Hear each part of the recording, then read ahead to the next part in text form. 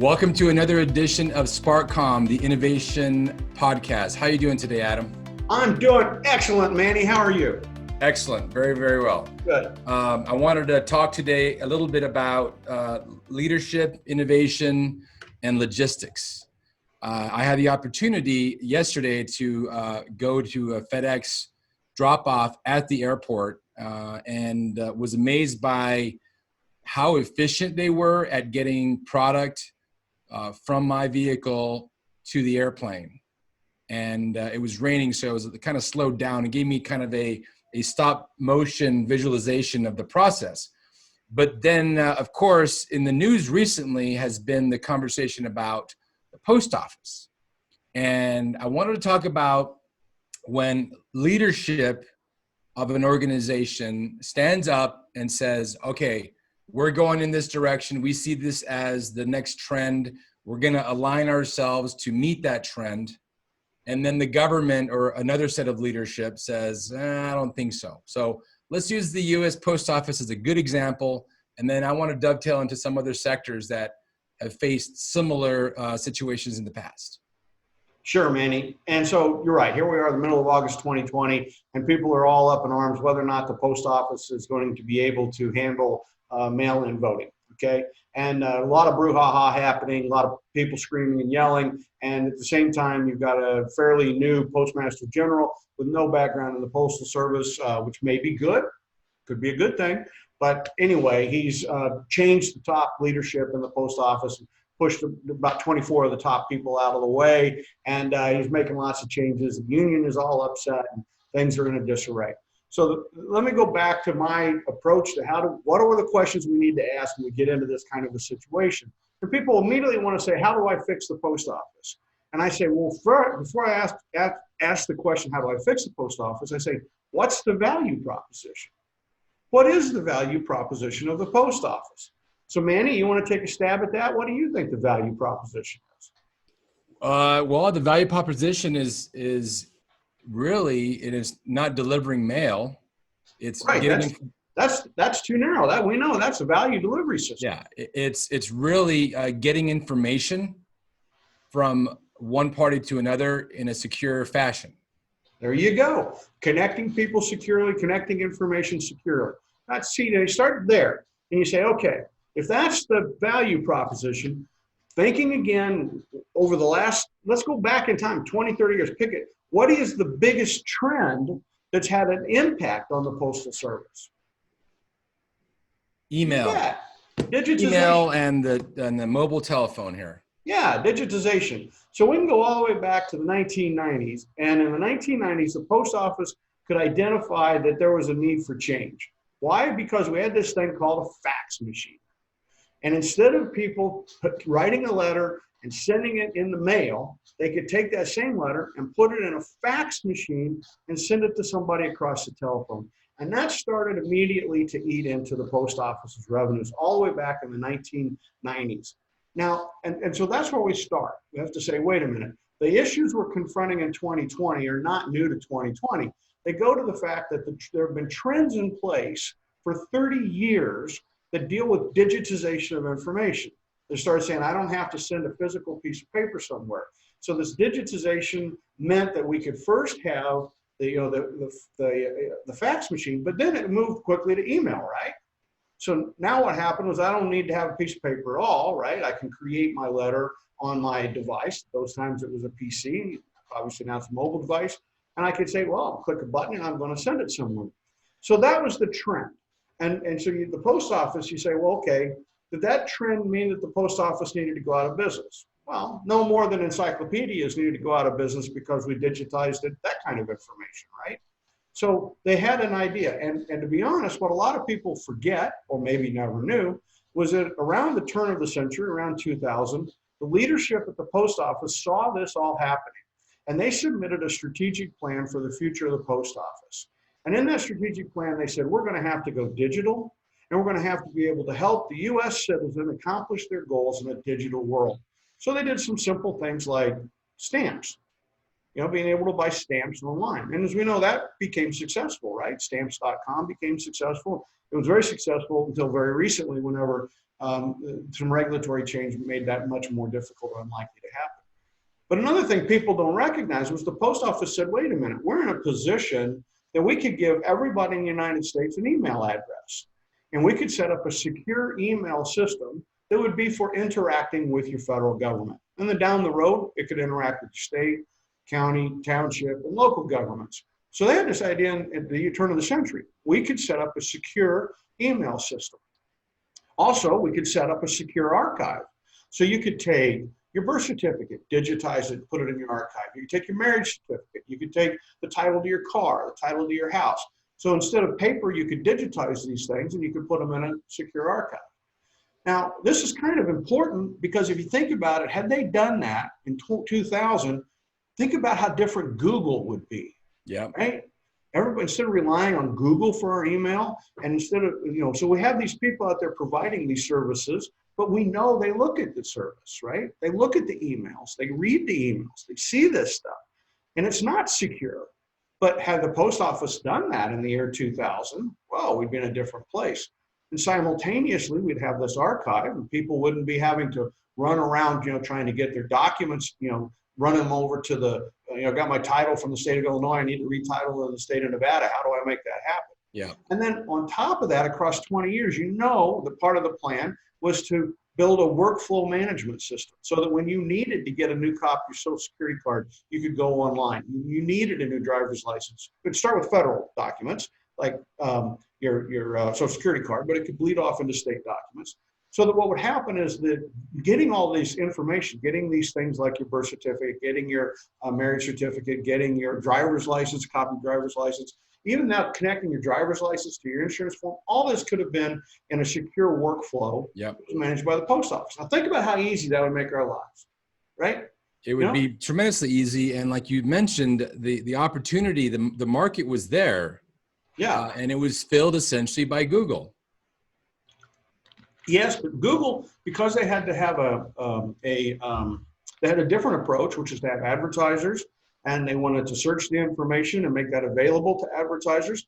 They didn't make it as secure, right? So everybody knows that. They know that they use Facebook or use Google or use these social media sites. But in most of your email sites, you can't be sure that that's secure. You don't know if you put something into a Microsoft Outlook file that's operated on an Outlook server by Microsoft. How secure is that, and how much can you be sure if you archive there that it'll be there if you come back in 3 years? Yeah. Or will they just decide, hey, we don't need to keep that around. There's no value proposition to us at Microsoft to keep your files for 3 years, so they wipe out your archive, right? So the value proposition was clear, and there they developed a strategy to do it. And here's where we get into a problem, is the breakdown in leadership, like you talked about. The post office is run by a board of governors. The board of governors are appointed by the president of the United States. So you have 9 members of the board of governors. You have 8 external appointed. They then appoint the postmaster general, and they also appoint the deputy postmaster general. By the way, for people's information right now today, we only have 4 appointees and the postmaster general on the board. There's 4 empty appointed slots and no deputy postmaster general. So the board itself is only half populated. But at the time, 2000, remember who was the president and remember who they put into the office. And unfortunately, the board looked at the post office and said, what are you doing? You deliver mail. Here we are outside appointed, politicians appointed us, some of us work in government, some of us work in private industry, but we don't understand why you'd want to digitize. We don't see this future. Yeah. So the board of governors didn't really back it. And lacking backing, Congress never got behind the idea, right? You never sold Congress on the idea. And then as they pushed the ideas, it opened the door for people that are conspiracy theorists to say, wait a minute, if all this goes into a post office, will we have the government holding all this data? It would be now possible for, people to eliminate people from the population by simply taking their data and eliminating it. So all kinds of conspiracy ideas start building up around something that never got created, right? And so the reality is it never got there. Now the big loss is that if we look at voting online today, we say, okay, does the technology exist that would allow us to do local elections, township elections, county, state, and federal elections Could we do that securely? And there are no network technologists that would say you couldn't. I mean, we know Yeah, you could do that. we could definitely do that. Yeah. So it's what is it? It's a business problem failure, right? We didn't Yes. ever go out there and put the pieces in place so that so either the post office could do it or a private company would be in a position to do it, right? Yep. They would put Exactly. all those pieces together in a way that we would trust them and we would be okay. You trust Federal Express to get your package from A to B. You probably also trust UPS to get it from A to B. So we have trust in those organizations like there's trust in the Postal Service. Could somebody have done that digitally? I believe they could have, right? They I could think have done so. that. Yeah. But what happened was instead, we saw these third-party entities that built it not really on a trust basis, right? They built it on a commercial basis, a revenue basis. So you get Google and other entities that built these things up, Microsoft. And we know they did it not thinking about we should trust them to hold our data or trust them to create a workflow to get our Social Security card. We knew what we were doing. We knew we were using them to transfer information back and forth digitally in a world because the post office didn't do it. And so the issue then becomes you had a failure to create what we need today because in the year 2000, and from 2000 to 2004, when the post office was trying to do this, leadership wouldn't back it. The leadership, the Board of Governors and Congress said they got focused on the value delivery system, which is people with trucks and bags taking pieces of mail, letters, physical documents from A to B, right? So they failed to do it. And now simultaneously failed to see the vision and try to get industry involved. I mean, they could have called up FedEx. They could have called up UPS. They could have called up, I don't know, at the time, you maybe could have called IBM. You could have called UNIVAC. There were a lot of people in 2000 that somebody in the federal government could have said, we want a program to have a private industry create this secure email and this secure archive system. And you could have found a third-party entity that could have built it. But nobody took that vision that the post office had and ever put it in place. And so what we get to is now we get to a place in 2020 where people are screaming and yelling about whether or not we can vote online. Is it secure? Is it trusted? A lot of people say no. The second one is now can we do we trust trying to do on mail balloting? And there's a lot of argument about that. But the whole seeds of the problem we're looking at today were sown all the way back in 2000 when the post office wasn't allowed to follow its value proposition and was instead forced to just very narrowly focus on its value delivery system. And then in that very narrow focus, Congress came along eventually and said, look, if you're going to continue to do this, by the way, we don't want you to end up with a big outstanding pension problem. So they forced a set of rules around their pension, doing the collection for the pension that are the most onerous in the entire United States, including private industry. And so if we look at it today, the post office actually makes money in terms of running the business. They only lose a profit when you say, are they able to fund this pension program for 75 years out into the future? So that becomes now more of a political argument. People kind of yelling about it. I wonder how often in everyday life there's opportunity for business leaders to take a stand, and at least in the private sector, it's different because you're able to make decisions more easily, unless you've got an onerous board like we talked about here. But I wonder how often that happens in other adjacent industries. We kind of toyed around a little bit with the conversation on the automotive industry. I actually spent some time in the industry when I lived in Michigan. And you have a very interesting interplay with the unions, the car manufacturers, the whole ecosystem, the government. It's a very interesting place. I don't know if you've spent much time there. But one thing that I learned being a car guy myself is that, you look at innovation in the vehicle industry, and it's been very few and far between, true innovation. Yeah. You have very creative, we talked about this in the past, the difference between creativity and true innovation. Putting a XM radio in your vehicle, a satellite radio, is very creative. Yes. My God, that's awesome, right? But is it truly innovative? Does it really spark out a new market? Well, it kind of did, but it really didn't take fire like they thought it would. And when we talked to Phil Abram who ran GM's infotainment, we'll get a little bit different exploration of that. And I think that's going to happen next week, by the way. But let's talk about Big Detroit. Let's kind of touch on that, and we can do a deeper dive later. Detroit, of course, the automotive industries that really challenged the status quo back in the 70s and 80s. And let's kind of bring it up with the Tesla and the Nikola and the Lucid Motors and all the other electric vehicles coming into the market. Well, you know, the auto industry became an oligopoly with pretty much with Ford, General Motors, and Chrysler. And at that point, they were dismissive of everybody else. And they said, you know, we will introduce innovations as we want to.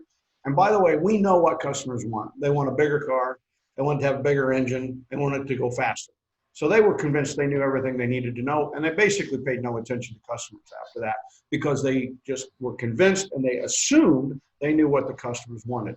And then what we saw was that assumption got them into big trouble because it allowed an innovator, an entrepreneur, Honda, and then Toyota to walk right through the door. We said, well, wait a minute. Are there customers that want something different? And what would that be? Well, maybe a lower entry price on the purchase, maybe easier or lower cost maintenance, maybe lower operating costs because it uses less fuel, maybe a little better fit and finish, maybe not so much performance, but easier handling, easier parking. See, they started to think of metrics that people might have, and they got those from the customers, and they introduced a new line of cars, and they were very, very successful. And the auto industry being still stuck and not wanting to listen to customers said, oh, if you want a small car, I'll give you a small car. What do? They give you the Pinto, they give you the Maverick, they give you the Vega, cars that we kind of laugh about now because they were so poorly made. Well, why were they poorly made? Because the manufacturers themselves didn't look at customer needs.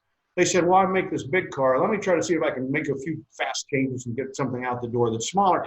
And I myself will admit it's a crappy car because I'm evaluating it on the old metrics, and I still don't know the new metrics, right? And that's the way the thinking has gone in the auto industry for a really, really long time.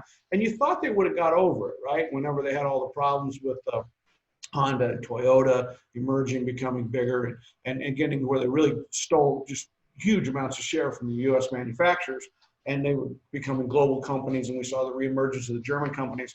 But then what we see is around the year 2007, 2008, you know, this guy Tesla comes along, and you know, Elon Musk opens up this company, called Tesla, and they start to create cars. And so what did he do? He said, well, you know, maybe there's a new way to look at what people want, right? Maybe it's this auto that is cleaner to operate. It doesn't have any operating costs to speak of because it's electric.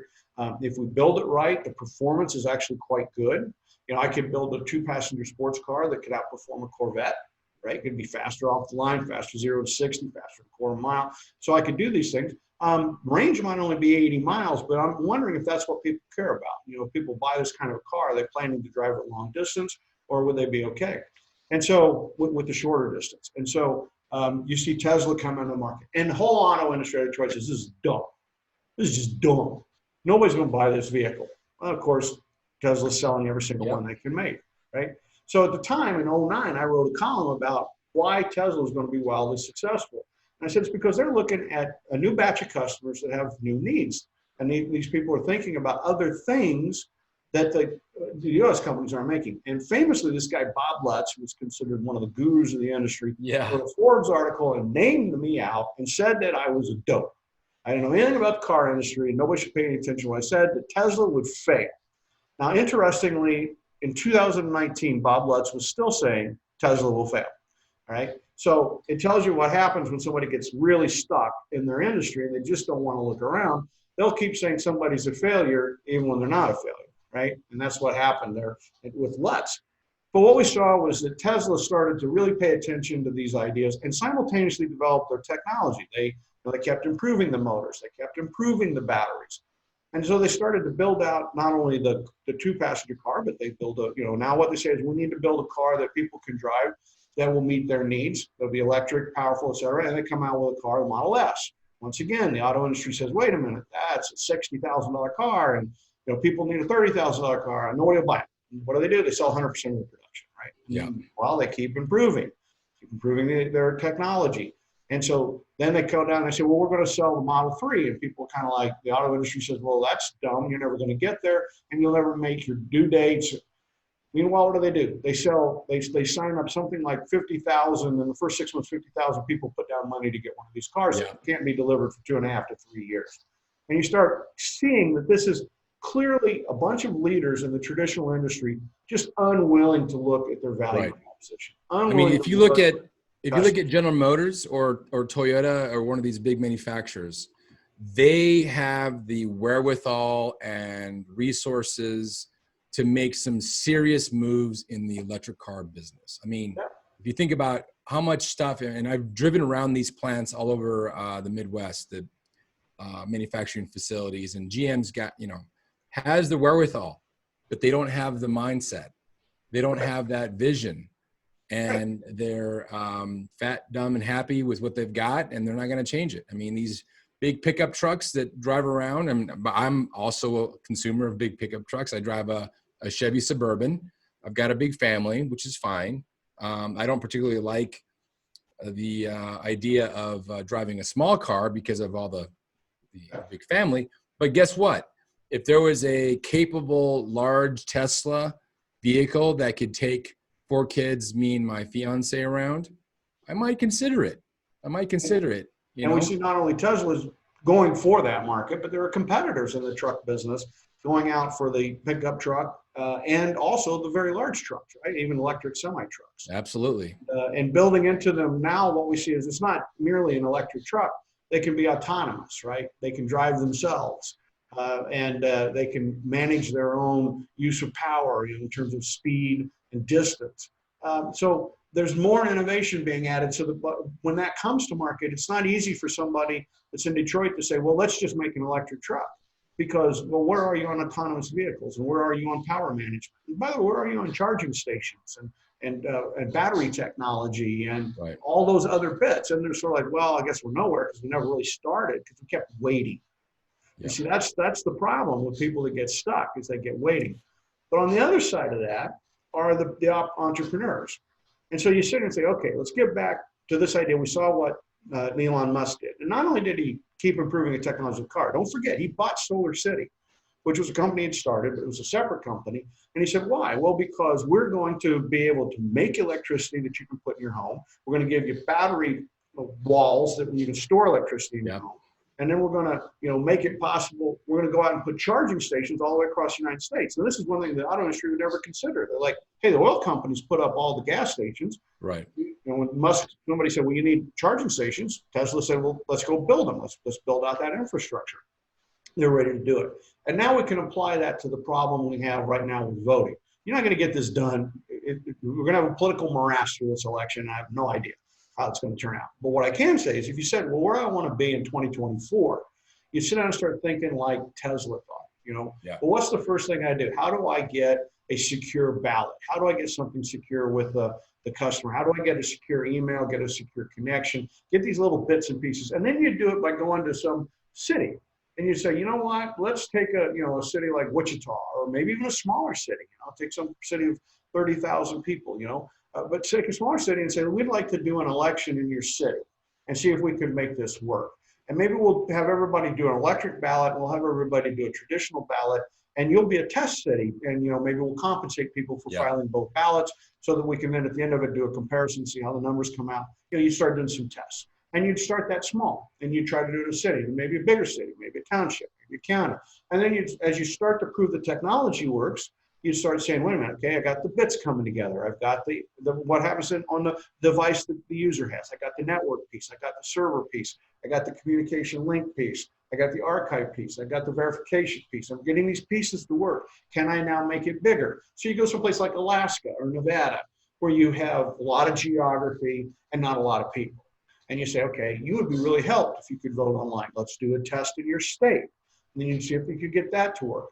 And it wouldn't be able to solve the problem in a week. But Tesla didn't become Tesla in a week. It took 15 years for Tesla to become. Well, what do they say? When's the best time to plant a tree? When? 20 years ago. That's or right. today, right? Yes. That's when the thinking here is, looking forward, you got to make those plans out. Right. And the biggest thing is don't listen to what the people that are in the business say you can or can't do. Right? If people are saying, you can't do this, then it's probably the thing you need to do. That's what Elon Musk does. That's why we can, whether or not you like some of the things he says in the newspaper, the truth is that he was able to go out and raise money behind a vision, which was to build up a new industry that would meet new needs, right? People have a need. They want to get this done. People want to vote online. They really do want to vote online. It'd be amazing. Know that. The convenience, the ease, they do want to do it. And they're sitting there saying, why doesn't somebody figure out how to do a biometric? I mean, if we can do a biometric reader on this device that started with our fingertips and got to our face, surely we could do something with that biometric access easily, to make this thing work, right? But it's a matter of the entrepreneur stepping in and saying, I'm willing to do it. I'm willing to make it happen. Now that problem is so big that you might need an Apple or a Microsoft or a really big company to get involved to make that happen at this point. But that's because nobody got after it in the year 2000. When the post office got denied, somebody could have sat back and said, hey, maybe we should go try to do this. Maybe let's come up with a secure email that you could have all your life. You have a secure archive where you could store all of your documents. Maybe we should think about how to build workflow programs. And they did some of it. You see some really good examples of this, like in the state of Illinois Secretary of State's office, where almost everything is online. And it literally happens in minutes, and you get all these things approved, and all your documentation handled. So if people have been working at it in some of the states, we take that and start to spread it out, make it national, see where we could go with it. But if our entrepreneurs that are listening to this, the thing here is to recognize, the whole fiasco at the post office started 20 years ago. What was the opportunity? How did it get blown? And could you have jumped in? And now look at the world around you and say, where do I see opportunities that the big guys aren't doing anything? Right. They're not taking advantage of this. And that's where our entrepreneurs can really make hay.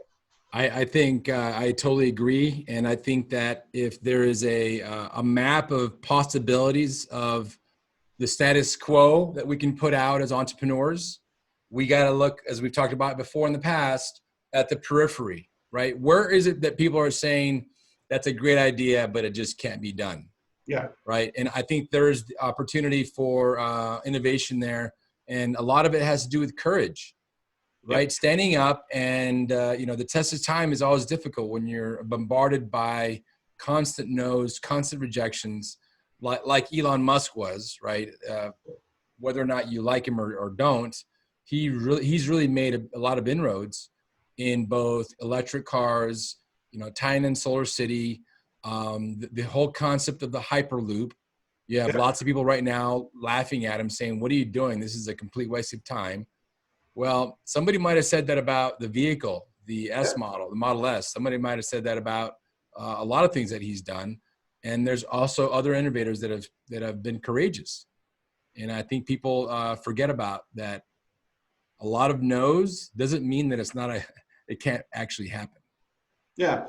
Well, don't forget, Richard Branson's a really famous guy. He was selling records mail order, and he opened up record stores when he opened up Virgin Atlantic Airlines. And what did he recognize? He recognized he could prove out that demand for international flight between cities like London and New York, there was a huge demand. It was growing. People really wanted to travel internationally, and especially between the United States and UK, Europe. So he said, okay, what's the current market? Well, at that time, that marketplace was dominated by British Airways to the UK. He said, if I could make this work just on the people that want to fly and don't fly, I might have a business here. And with that, he said, let's go figure out how we could try to build a business from the ground up. And so, he's selling records day to day when he opens an international airline. And look at where Virgin is now. That's how you become a billionaire. You become a billionaire not by being afraid of British Airways and being afraid of big opportunities, but rather saying, hey, are the big guys meeting the customer needs? And if they're not meeting their customer needs, how would I meet the customer needs? And then getting really creative and innovative about how can I get into that? How can I get in small? How can I test? How can I prove? Can I get in with just a couple of planes flying between two airports? Right. Could I get a couple of cheap gates? How could I get at this cheap? Don't spend a lot of money on a reservation system. Don't spend a lot of money on a big HR department. Go out and try to prove your concept. And when you get your proof of concept, scale your concept. Yeah. And Branson and Virgin have been just dramatically successful at it. In the course of 30 years, he went from selling records to, I think the guy's personally worth something like 20 or $30 billion. Yeah. And that's one thing that would be good to explore in further opportunities and further podcast here is, we look at these famous entrepreneurs like Branson, Sir Richard Branson, like Elon Musk, and even Jeff Bezos, right? Like him or not. And we're enamored by their stories, and we somehow want to replicate their stories. But it goes back to, we each have our own story. Yeah. And these opportunities with learning about the entrepreneurs just help to fill out the thinking that we have to have as entrepreneurs to push forward. We can't follow their same map. We can't follow their same path because it's a different path. That's right. That's right. Starts by understanding the unmet or undermet need, getting your value proposition nailed down, and then building the value delivery system that makes it work. Awesome. Well, this has been a great half hour, Adam. Thank you for your time. And we look forward to next week's podcast as well. And we're going to start opening the conversation on the course that we've been developing and start to tease out some of the features of that. So with that, Adam, have a wonderful weekend, and we'll talk to you soon. You too, Manny. Thanks a lot. Sure.